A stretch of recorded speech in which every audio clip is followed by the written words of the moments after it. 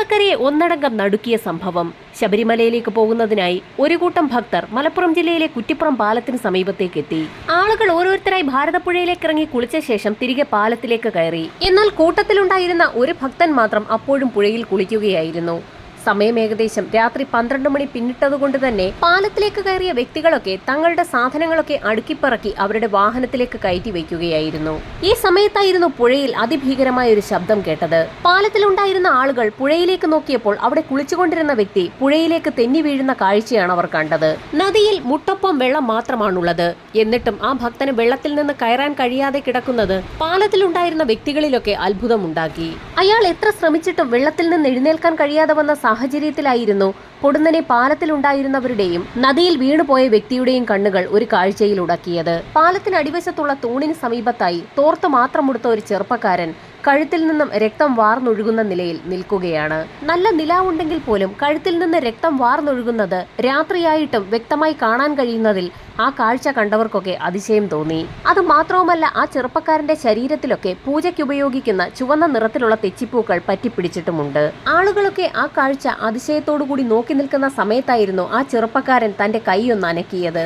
അയാളുടെ കൈവിരലുകൾ അനങ്ങിയ സമയത്ത് മുട്ടപ്പമുണ്ടായിരുന്ന ഭാരതപ്പുഴയിലെ വെള്ളം അതിവേഗം കുതിച്ചുയരുകയും വെള്ളത്തിൽ നിന്ന് എഴുന്നേൽക്കാൻ കഴിയാതെ കിടന്നിരുന്ന ഭക്തനെയും വഹിച്ചുകൊണ്ട് ആ ജലം അതിശക്തമായി ഒഴുകിപ്പോവുകയും ചെയ്തു. തീർത്തും അമ്പരപ്പോടുകൂടിയായിരുന്നു പാലത്തിന് മുകളിലുള്ളവർ ആ കാഴ്ച കണ്ടത്. ഒരു നിമിഷം കൊണ്ട് എല്ലാം അപ്രത്യക്ഷമായതുപോലെ. താഴെ കുളിച്ചുകൊണ്ടിരുന്ന ഭക്തനെയും അവിടെ നിന്നിരുന്ന ചെറുപ്പക്കാരനെയും കാണാനില്ല. തങ്ങൾ സ്വപ്നം കാണുകയാണോ എന്ന് പാലത്തിലുള്ളവർക്ക് തോന്നിയെങ്കിൽ പോലും ഏതാനും നിമിഷങ്ങൾക്കകം തന്നെ തങ്ങൾക്കൊപ്പമുണ്ടായിരുന്ന ഒഴുകിപ്പോയ ചെറുപ്പക്കാരനെ തിരഞ്ഞ് പാലത്തിന് മുകളിൽ നിന്ന വ്യക്തികളൊക്കെ ഭാരതപ്പുഴയിലേക്ക് ഇറങ്ങുകയും വിശദമായൊരു തിരച്ചിൽ നടത്തുകയും ചെയ്തു. മുട്ടൊപ്പം വെള്ളം മാത്രമേ ആ സമയത്തും ഭാരതപ്പുഴയിൽ ഉണ്ടായിരുന്നുള്ളൂ. വിശദമായ തിരച്ചിൽ നടത്തിയെങ്കിലും അവർക്കൊപ്പമുണ്ടായിരുന്ന സുഹൃത്തിനെ കണ്ടെത്താൻ കഴിഞ്ഞില്ല. പെട്ടെന്നുണ്ടായ വെള്ളത്തിന്റെ ഓളത്തിൽപ്പെട്ട് അയാൾ ഒഴുകിപ്പോയി എന്ന് അവർക്ക് വ്യക്തമായി. തലയിൽ നിന്നും കഴുത്തിൽ നിന്നുമൊക്കെ രക്തം വാർന്ന നിലയിൽ പാലത്തിന് താഴെയുള്ള തൂണിന് സമീപത്ത് നിന്നിരുന്ന ചെറുപ്പക്കാരനെയും അവരവിടെയൊക്കെ തിരഞ്ഞു. പക്ഷേ തൂണിന് ചുറ്റും വിശദമായി തിരച്ചിൽ നടത്തിയെങ്കിലും അവിടെയെങ്ങും ആരെയും കണ്ടെത്താൻ കഴിഞ്ഞില്ല. ഇനി അവിടെ നിന്നാൽ പന്തിയാവില്ല എന്ന് മനസ്സിലാക്കിയ സംഘം ഉടൻ തന്നെ അവരുടെ വാഹനത്തിലേക്ക് കയറി ആൾതാമസമുള്ള ഒരു പ്രദേശത്തേക്ക് പോയി. വാഹനത്തിൽ നിന്നിറങ്ങിയ സംഘം അവിടെയുണ്ടായിരുന്ന നാട്ടുകാരോടൊക്കെ നടന്ന സംഭവങ്ങളൊക്കെ തുറന്നു പറഞ്ഞെങ്കിൽ പോലും അവർക്ക് വലിയ അതിശയമൊന്നും തോന്നിയില്ല. കാരണം ഇതിനു മുൻപും ഇതുപോലെയുള്ള സംഭവങ്ങൾ അവിടെ ഉണ്ടായിട്ടുണ്ട്. ഇതിനു മുൻപുള്ള മണ്ഡലകാലത്തും ഭാരതപ്പുഴയിൽ കുളിക്കാനിറങ്ങിയ ഒരു ഭക്തൻ എന്തോ കണ്ട് പേടിച്ച് നിലവിളിക്കുകയും നിലവിളി ശബ്ദം കേട്ടുകൊണ്ട് അവിടേക്ക് ആ സമയത്ത് നാട്ടുകാർ ഓടിയെത്തിയെങ്കിലും പിന്നീട് ആ വ്യക്തിയെ കാണാൻ കഴിഞ്ഞിട്ടില്ല എന്നും നാട്ടുകാർ പറഞ്ഞു. തലയിൽ നിന്ന് രക്തം വാർന്നൊഴുകുന്ന നിലയിൽ പാലത്തിനടിയിലെ തൂണിന് സമീപത്ത് ഒറ്റമുണ്ട് മാത്രം ഉടുത്തു നിൽക്കുന്ന ചെറുപ്പക്കാരനെ മറ്റ് പലരും കണ്ടിട്ടുണ്ടെന്നുള്ള കാര്യം കൂടി അവരറിയിച്ചു. ആ സംഭവം നടന്ന് ഏതാനും നാളുകൾക്ക് ശേഷം കോഴിക്കോട് നിന്ന് ഒരു സംഘം ചെറുപ്പക്കാർ കാറിൽ കൊച്ചിയിലേക്ക് പുറപ്പെട്ടു. കുറ്റിപ്പുറം പാലത്തിന് സമീപം എത്തിയപ്പോഴേക്കും അർദ്ധരാത്രി പിന്നിട്ടിരുന്നു. ഈ സമയത്ത് ഭാരതപ്പുഴയിൽ മുട്ടൊപ്പം വെള്ളം മാത്രമേ ഉള്ളൂ. പുഴ കണ്ടപ്പോൾ ഒന്നിറങ്ങി കുളിക്കാമെന്ന് കരുതിയ ചെറുപ്പക്കാരെല്ലാം കൂടി പുഴയിലേക്കിറങ്ങുകയും കുളി കഴിഞ്ഞ ശേഷം തിരികെ പാലത്തിലേക്ക് കയറുകയും ചെയ്തു. ഈ സമയത്തായിരുന്നു ആരോ തങ്ങളുടെ പുറകിൽ നിൽക്കുന്നതായി ആ ചെറുപ്പക്കാർക്ക് തോന്നിയതും അവർ തിരിഞ്ഞു നോക്കിയതും. മറ്റുള്ളവർ കണ്ടിട്ടുള്ളതുപോലെ തന്നെ ഒറ്റമുണ്ടൊടുത്ത ഒരു ചെറുപ്പക്കാരൻ തലയിൽ നിന്നും കഴുത്തിൽ നിന്നുമൊക്കെ രക്തം വാർന്നൊലിക്കുന്ന നിലയിൽ നിൽക്കുന്ന കാഴ്ചയായിരുന്നു അത്. ആ വ്യക്തിയുടെ ശരീരത്തിലും ചുവന്ന തെച്ചിപ്പൂക്കൾ പറ്റിപ്പിടിച്ചിട്ടുണ്ട്. പാലത്തിനടിയിൽ ആ ചെറുപ്പക്കാരനെ കണ്ട അതേ സമയത്ത് തന്നെ പാലത്തിന് മുകളിൽ നിന്നും ഏതോ ഒരു വ്യക്തി ഉറക്കെ നിലവിളിക്കുന്ന ശബ്ദവും കേട്ടു. അതിവേഗതയിൽ ചെറുപ്പക്കാർ പാലത്തിന് മുകളിലേക്ക് എത്തിയപ്പോൾ താഴെ പാലത്തിനടിയിൽ നിന്നിരുന്ന അതേ ചെറുപ്പക്കാരൻ പാലത്തിന് മുകളിൽ നിൽക്കുന്ന കാഴ്ചയാണ് അവർ കണ്ടത്. എന്ത് ചെയ്യണമെന്നറിയാതെ ആ ചെറുപ്പക്കാരടങ്ങുന്ന സംഘം തീർത്തും അമ്പരന്നു പോയി. കൂട്ടത്തിൽ ധൈര്യശാലിയായ ഒരു വ്യക്തി അതിവേഗം തന്നെ അവർ ഓടിച്ചു വന്നിരുന്ന കാറിന്റെ ഡ്രൈവിംഗ് സീറ്റിലേക്ക് കയറുകയും വാഹനം റിവേഴ്സ് എടുത്ത് തിരികെ വന്ന വഴിക്ക് തന്നെ ആ സംഘം മടങ്ങുകയും ചെയ്തു. ഈ കഥയും കുറ്റിപ്പുറത്തൊക്കെ പ്രചാരത്തിലുള്ള ഒന്നാണ്. കുറ്റിപ്പുറ പാലത്തിന്റെ നിർമ്മാണത്തിന് ശേഷമായിരുന്നു ഈ രീതിയിലുള്ള കഥകളൊക്കെ നാട്ടുകാർ കേട്ടു തുടങ്ങിയത്. ആദ്യകാലത്തൊക്കെ വളരെ സജീവമായ കടത്തായിരുന്നു അവിടെ ഉണ്ടായിരുന്നത്. പിന്നീട് പാലം നിർമ്മിക്കാനുള്ള തീരുമാനമുണ്ടാവുകയും പാലം നിർമ്മാണം ആരംഭിക്കുകയും ചെയ്തു. നിർമ്മാണം ആരംഭിച്ച സമയത്തായിരുന്നു ഒരു പ്രതിസന്ധി നേരിടേണ്ടി വന്നത്. നിരവധി തൂണുകൾക്ക് മുകളിലുള്ള ഒരു പാലമാണ് രൂപകൽപ്പന ചെയ്തിരിക്കുന്നത്. ഇവിടെ നദി കൂടി അനുഗ്രഹിച്ചെങ്കിൽ മാത്രമേ തൂണുകൾക്ക് ബലത്തോടുകൂടി അവിടെ നിലനിൽക്കാൻ കഴിയൂ. ഭാരതപ്പുഴ ദൈവികമായ ഒരു പുഴയായിട്ടാണ് കണക്കാക്കപ്പെടുന്നത്. ആ നദി തുരന്ന് അവിടെ കോൺക്രീറ്റ് തൂണുകൾ സ്ഥാപിക്കുന്നത് തീർത്തും ശ്രമകരമായ ഒരു ദൗത്യം തന്നെയായിരുന്നു. അതുകൊണ്ട് തന്നെ നദിയുടെ അനുഗ്രഹം കൂടി ഉണ്ടെങ്കിൽ മാത്രമേ പാലം പണി നടത്താൻ സാധിക്കുകയുള്ളൂ എന്ന് കോൺട്രാക്ട് എടുത്ത വ്യക്തികളും പാലം നിർമ്മാണത്തിൽ ഏർപ്പെടാൻ പോകുന്ന വ്യക്തികളും നാട്ടുകാരുമൊക്കെ പറഞ്ഞു തുടങ്ങി. അങ്ങനെ ആ ആശങ്ക നാട്ടുകാർക്കിടയിൽ വർദ്ധിച്ച സാഹചര്യത്തിലായിരുന്നു ഒരു വ്യക്തി ഒരു തീരുമാനം പറയുന്നത്. ഭാരതപ്പുഴയുടെ ദേവിയെ ഉപാസിച്ച് ബലി നൽകിയാൽ പാലം പണി ഭംഗിയായി നടക്കുമെന്നായിരുന്നു ആ വ്യക്തി പറഞ്ഞത്. ഭാരതപ്പുഴയുമായി ബന്ധപ്പെട്ട് ധാരാളം പാതാള ഭൂതങ്ങൾ ഉണ്ടെന്നുള്ളതാണ് സങ്കല്പം. ആ ഭൂതങ്ങൾക്കാണ് യഥാർത്ഥത്തിൽ ബലി നൽകേണ്ടത്.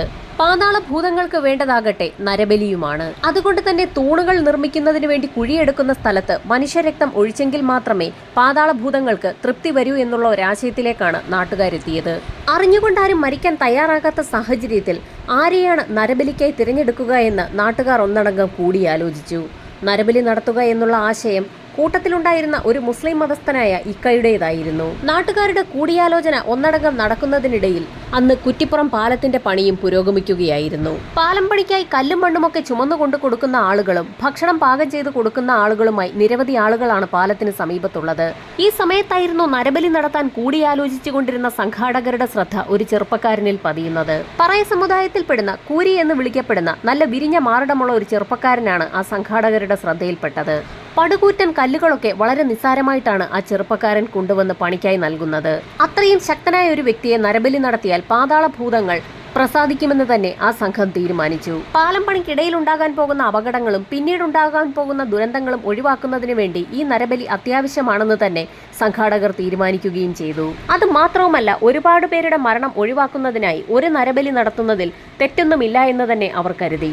ആ രാത്രി തന്നെ അത് സംഭവിക്കുകയും ചെയ്തു. പാലം പണിക്കുള്ള തൂണ് നാട്ടുന്നതിനായുള്ള കുഴിയിൽ എന്തോ ചില കാര്യങ്ങൾ ചെയ്യാനുണ്ടെന്ന് പറഞ്ഞുകൊണ്ട് ആ ചെറുപ്പക്കാരനെ സംഘാടകർ ആ കുഴിക്കുള്ളിലേക്ക് ഇറക്കുകയും അതിനുള്ളിലേക്ക് വിശദമായി ഒന്ന് പരിശോധന നടത്താൻ പറയുകയും ചെയ്തു.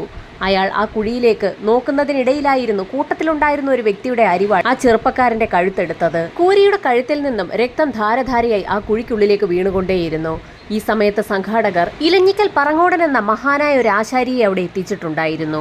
പാലം പണിയുടെ ഭാഗമായുള്ള ആദ്യത്തെ തൂണ് നാട്ടുന്നതിന് വേണ്ടിയുള്ള കുഴിയിൽ കല്ല് വെക്കുന്നതിന് വേണ്ടിയിട്ടായിരുന്നു ആശാരിയെ അവിടേക്ക് എത്തിച്ചത്. കൂരി എന്ന ചെറുപ്പക്കാരന്റെ മൃതദേഹം കിടക്കുന്നതിന് മുകളിലായി ഒരു പ്ലാറ്റ്ഫോം കെട്ടണമെന്ന് സംഘാടകർ ആശാരിയോട് ആവശ്യപ്പെടുകയും ചെയ്തു. ആശാരിയോട് കുഴിയിൽ എന്താണെന്ന് നോക്കരുതെന്നും സംഘാടകർ ആവശ്യപ്പെട്ടിട്ടുണ്ടായിരുന്നു. അവർ പറഞ്ഞതനുസരിച്ച് തന്നെ ആ കുഴിക്ക് മുകളിലായി ഒരു തട്ട് ആശാരി അടിച്ചു തുടങ്ങി.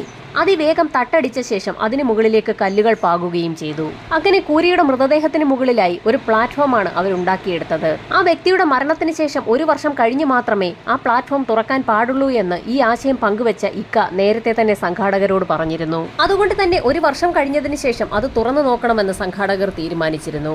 എന്നാൽ പ്ലാറ്റ്ഫോമിന്റെ പണി പൂർത്തിയായി തൊട്ടടുത്ത ദിവസം തന്റെ മകനെ കാണാനില്ല എന്നുള്ള പരാതിയുമായി പാലം പണി നടക്കുന്ന സമീപത്തെത്തുകയും അവിടെയൊക്കെയുള്ള ആളുകളോട് അന്വേഷിക്കുകയും ചെയ്തു. പാലം പണിയുടെ ഭാഗമായി നിരവധി ചെറുപ്പക്കാരായിരുന്നു ആ പ്രദേശത്തുണ്ടായിരുന്നത്. കൂരിയുടെ അമ്മ സ്ഥലത്തെത്തിയപ്പോൾ അവിടെ പണി നിർത്തിവെച്ചിരിക്കുകയാണെന്നുള്ള വിവരമാണ് അറിഞ്ഞത്. പണിയുടെ ആവശ്യത്തിലേക്കുള്ള സാധനങ്ങൾ സംഘടിപ്പിക്കുന്നതിന്റെ ഭാഗമായി കുറച്ചു നാളത്തേക്ക് പാലം പണി നിർത്തിവെച്ചേക്കുകയാണ് എന്ന് കോൺട്രാക്ടർ ആ അമ്മയെ അറിയിക്കുകയും ചെയ്തു. അവിടെ പണി ചെയ്യുന്നതിന് വേണ്ടി എത്തിയിരുന്ന ജോലിക്കാരൊക്കെ അവരുടെ കൂലി വാങ്ങിയ ശേഷം അവരവരുടെ വീടുകളിലേക്ക് മടങ്ങിയെന്നും അയാൾ ആ അമ്മയെ അറിയിച്ചു. അവരുടെ മകൻ കൂരിയും പാലം പണിക്കുണ്ടായിരുന്നു എന്നും പാലം പണിയുടെ പണി നിർത്തിവെച്ച സാഹചര്യത്തിൽ അതുവരെയുണ്ടായിരുന്ന പണവും കൈപ്പറ്റി കൂരി കോയമ്പത്തൂരിലേക്ക് മടങ്ങിപ്പോയി എന്ന് സംഘാടകർ ആ അമ്മയോട് പറഞ്ഞു. അത് മാത്രവുമല്ല, കോയമ്പത്തൂരിൽ പുതിയ പണി തുടങ്ങിയെന്നും അവിടെ എത്തിയാൽ 2 വർഷത്തേക്ക് പിന്നെ ഒന്നും ആലോചിക്കേണ്ടതില്ല എന്നും അതുകൊണ്ട് തന്നെ താൻ കോയമ്പത്തൂരേക്ക് പോവുകയാണെന്ന് പറഞ്ഞതിന് ശേഷമാണ് കൂരി അവിടെ നിന്നും പോയതെന്നും ആ വ്യക്തികളൊക്കെ ആ അമ്മയോട് പറഞ്ഞു. കോൺട്രാക്ടറും സംഘാടകരുമൊക്കെ പറഞ്ഞ കാര്യം കേട്ട് സമാധാനത്തോടുകൂടി കൂരിയുടെ അമ്മ വീട്ടിലേക്ക് മടങ്ങി. ഏതാനും ദിവസങ്ങൾക്കകം തന്നെ ആ അമ്മയുടെ പേരിൽ കോയമ്പത്തൂരിൽ നിന്നും ഒരു കത്ത് വന്നു. നാട്ടിലെ പാലം പണി താൽക്കാലികമായി നിർത്തിവെച്ചിട്ടുള്ള സാഹചര്യത്തിൽ തനിക്ക് കോയമ്പത്തൂരിൽ പുതിയ പണി ലഭിച്ചു എന്നും അമ്മ ഒന്നുകൊണ്ടും വിഷമിക്കണ്ട എന്നും തനിക്ക് സുഖമാണെന്നും പറഞ്ഞുകൊണ്ടുള്ള കൂരിയുടെ കത്തായിരുന്നു അത്. മകന്റെ കത്ത് വന്ന സന്തോഷത്തിൽ ആ കത്ത് കൂരിയുടെ അമ്മ അവന്റെ അനുജനെയും കാണിച്ചു. എന്നാൽ കൂരിയുടെ കത്ത് തിരിച്ചും മറിച്ചും വായിച്ചു നോക്കിയ കൂരിയുടെ അനുജന് ആകെ സംശയമായി. തന്റെ സഹോദരന് എഴുത്തും വായനയും അറിയാത്ത സാഹചര്യത്തിൽ ഈ കത്ത് പിന്നെ ആരാണ് അയച്ചതെന്നായിരുന്നു അയാളുടെ സംശയം. കോയമ്പത്തൂരിലുള്ള ഏതെങ്കിലും സുഹൃത്തുക്കളെ കൊണ്ട് കൂരി എഴുതി ആ കത്ത് പോസ്റ്റ് ചെയ്തതായിരിക്കാമെന്ന് ആ അമ്മ ആ മകനോട് മറുപടിയും പറഞ്ഞു. എന്നാൽ മാസങ്ങൾ പിന്നിട്ടിട്ടും പിന്നീട് ഒരു കത്ത് പോലും ആ അമ്മയ്ക്ക് ലഭിച്ചില്ല. മകന്റെ കത്ത് വരാത്ത സാഹചര്യത്തിൽ ഇളയ മകനോട് കൂരിയെ തിരക്കി കോയമ്പത്തൂരിലേക്ക് പോകാൻ ആ അമ്മ ആവശ്യപ്പെട്ടു. കോയമ്പത്തൂരിലേക്ക് പോയ കൂരിയുടെ സഹോദരൻ ഞെട്ടിപ്പിക്കുന്ന ഒരു വാർത്തയുമായിട്ടാണ് തിരിച്ചു വന്നത്. കോയമ്പത്തൂരിലൊക്കെ പല സ്ഥലത്തും അന്വേഷിച്ചു നടന്നെങ്കിലും സഹോദരനെ അവിടെയെങ്ങും കണ്ടെത്താൻ കഴിഞ്ഞില്ല എന്നായിരുന്നു ഇളയ മകൻ അമ്മയോട് വന്ന് പറഞ്ഞത്. കോയമ്പത്തൂർ വലിയൊരു പട്ടണമായതുകൊണ്ട് തന്നെ അവിടെ എല്ലായിടത്തും തിരഞ്ഞു നടക്കാനൊന്നും അനുജന് കഴിഞ്ഞില്ല. അതുകൊണ്ട് തന്നെ എത്ര ജോലി തിരക്കായാലും ഓണത്തോടനുബന്ധിച്ച് കൂരി നാട്ടിലേക്ക് എത്തുമെന്ന് തന്നെ അമ്മയും സഹോദരനും ഉറച്ചു വിശ്വസിച്ചു. അങ്ങനെ ഒരു വർഷം കടന്നുപോയ സമയത്തായിരുന്നു വീണ്ടും പാലം പണി ആരംഭിക്കുന്നതിനായി ഒരു തീയതി കോൺട്രാക്ടർമാർ തീരുമാനിച്ചത്. പാലത്തിന്റെ ആദ്യത്തെ തൂണ് നാട്ടുന്നതിനുള്ള കുഴിയിലായിരുന്നു കൂരിയുടെ മൃതദേഹമിട്ട് മൂടിയതിനു ശേഷം ആശാരിയെ കൊണ്ട് തട്ട് പണിയിപ്പിച്ചത്. ആ തട്ടിന് മുകളിലായിരുന്നു കോൺക്രീറ്റ് തറയുണ്ടാക്കിയത്. അങ്ങനെ ആ തറ പൊളിക്കുന്ന നടപടികളിലേക്കാണ് സംഘാടകർ കടന്നത്. തറ പൊളിക്കുന്ന നടപടികൾ നടത്തുന്നതിനു വേണ്ടി ആലിങ്ങൽ കോയയെയാണ് അവർ ചുമതലപ്പെടുത്തിയത്. ആലിങ്ങൽ കോയയുടെ നേതൃത്വത്തിൽ മുകളിലുള്ള കോൺക്രീറ്റ് കല്ലുകൾ ഇളക്കി മാറ്റി. കല്ലുകളെല്ലാം ഇളക്കി മാറ്റിയ സാഹചര്യത്തിൽ പിന്നീടുള്ളത് ആശാരി പണിതിട്ടുള്ള ആ തട്ടാണ്. വളരെ ശ്രദ്ധാപൂർവം തന്നെ ആലിങ്ങൽ കോയ തട്ടിലടിച്ചിട്ടുള്ള ആണികൾ ഓരോന്നായി ഇളക്കി മാറ്റുകയും തട്ടിലടിച്ചിട്ടുള്ള ഓരോ പലകകളായി ഇളക്കിയെടുക്കുകയും ചെയ്തു. പലകകൾ പൂർണ്ണമായും ഇളക്കി മാറ്റിയ സാഹചര്യത്തിൽ ആലിങ്ങൽ കോയ വെറുതെ ആ കുഴിയിലേക്കൊന്ന് നോക്കി. അതിനുള്ളിലേക്ക് ഒരു നോട്ടം മാത്രമേ അയാൾക്ക് നോക്കാൻ കഴിഞ്ഞുള്ളൂ. അലറി വിളിച്ചുകൊണ്ട് ഞെട്ടിത്തരിച്ച് പുറകിലേക്ക് മാറി അയാൾ മയങ്ങി വീണു. ഒരു ചലനവുമില്ലാതെ മയങ്ങി വീണ് കിടക്കുന്ന ആലിങ്ങൽ കോയയെ ആളുകൾ ചേർന്ന് അവിടെ നിന്നും എടുത്തുമാറ്റി. അപ്പോഴേക്കും ആളുകൾക്ക് ഒരു കാര്യം വ്യക്തമായിരുന്നു. ആലിങ്ങൽ കോയയുടെ മരണം സംഭവിച്ചിരിക്കുകയാണ്. ആ കുഴിക്കുള്ളിൽ യഥാർത്ഥത്തിൽ സംഭവിച്ചിട്ടുള്ള കാര്യങ്ങൾ അറിയാവുന്ന ചില ആളുകൾ ആ കൂട്ടത്തിലുണ്ട്. ആ കൂട്ടത്തിലൊരാൾ ധൈര്യം സംഭരിച്ച് ആലിങ്ങൽ കോയ കുഴിക്കുള്ളിൽ എന്ത് കാഴ്ചയാണ് കണ്ടതെന്നറിയുന്നതിനായി ആ കുഴിക്കുള്ളിലേക്ക് എത്തി നോക്കി. അയാൾക്കൊപ്പം മറ്റു പല ആളുകളും എത്തി നോക്കിയെങ്കിലും കുഴിക്കുള്ളിൽ ചില പൂജാപുഷ്പങ്ങൾ മാത്രമാണ് കാണാൻ കഴിഞ്ഞത്. അത് നേരത്തെ അവിടെ പൂജ നടത്തിയതിന്റെ പുഷ്പങ്ങളാണെന്ന് അവർക്ക് വ്യക്തമായി. എങ്കിലും ആലിങ്ങൽ കോയയെ ഭയപ്പെടുത്തിയ എന്ത് കാഴ്ചയായിരുന്നു അതിനുള്ളിലുള്ളതെന്നറിയാൻ പല ആളുകൾക്കും കൗതുകം തോന്നി. കുഴിക്കുള്ളിൽ കൂരിയുടെ മൃതദേഹമാണെന്ന് നേരത്തെ തന്നെ അറിവുള്ള കോൺട്രാക്ടർ അക്കാര്യം അറിയാവുന്ന മറ്റു ചില ആളുകളെ കൂടി വിളിച്ചു വരുത്തി സംസാരിച്ചു തുടങ്ങി. ഒരുപക്ഷെ ആലിങ്ങൽ കോയ കൂരിയുടെ പ്രേതത്തെ ആ കുഴിക്കുള്ളിൽ കണ്ടതായിരിക്കുമോ അയാൾ മരണപ്പെട്ടതിന് കാരണമെന്ന് കോൺട്രാക്ടർ അവരോട് ചോദിച്ചു.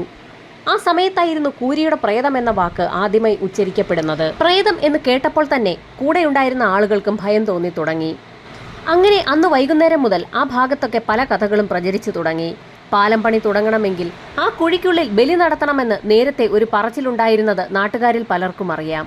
ഏതോ മൃഗത്തെ കൊണ്ടുവന്ന് സംഘാടകർ ബലി നൽകിയെന്നുള്ള വാർത്തയായിരുന്നു അന്നൊക്കെ അവിടെ പ്രചരിച്ചത്. ഒരുപക്ഷെ കൂരിയാകുമോ അവർ ബലി നൽകിയതെന്ന് പോലും പല ആളുകൾക്കും സംശയം തോന്നി. എന്നാൽ ആളുകൾ അവരുടെ അടക്കം പറച്ചിൽ തുടരുന്നതിനിടയിൽ അതിവേഗം തന്നെ പാലത്തിന്റെ പണി പുരോഗമിക്കുകയും പൂർത്തിയാക്കുകയും ചെയ്തു. പാലം പണി പൂർത്തിയായ ശേഷം അതിലൂടെ ഗതാഗത സംവിധാനം തുടങ്ങിയ സമയത്തായിരുന്നു ഓരോ ആളുകളായി പാലത്തിനടിവശത്ത് നിൽക്കുന്ന ചെറുപ്പക്കാരനെ പലപ്പോഴും കാണാൻ തുടങ്ങിയത്. കൂരിയുടെ മാംസവും രക്തവും എല്ലുകളും ഒക്കെയാണ് പാലത്തെ ഇപ്പോഴും നിലനിർത്തുന്നതെന്നാണ് ഒരു വിഭാഗം ആളുകൾ ഇപ്പോഴും വിശ്വസിക്കുന്നത്. ഇടയ്ക്കിടയ്ക്ക് പാലത്തിന് സമീപം പ്രത്യക്ഷപ്പെടുന്ന ചെറുപ്പക്കാരൻ കൂരി തന്നെയാണെന്നുള്ള വിശ്വാസമാണ് ഇപ്പോഴും നാട്ടുകാർക്കുള്ളത്.